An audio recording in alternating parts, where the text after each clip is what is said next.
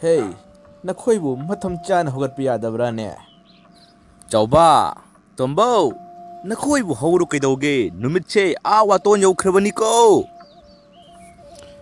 Oh, othok pagi laibak nida. Icha nupa ani khaktang pokpobu, hojik phawbu tumba haude ne. Karino aina tawgadori basibo. Hawan ningliba aigi icha ani sina amatta haukidre. Hawan ningdaba sumang mayagi napi singa sina pang hauda haukhraba tawrisi.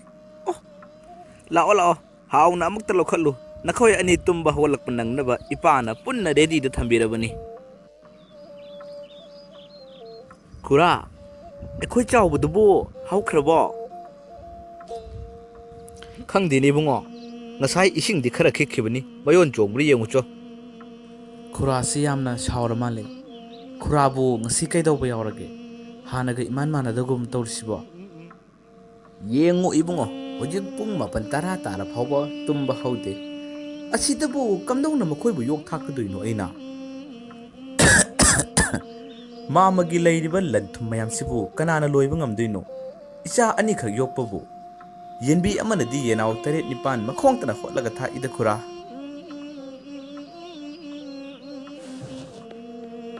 Ichagi wahaise yamna phadai. Chalo chalo, nataw nido kauthoro. Hoi khura.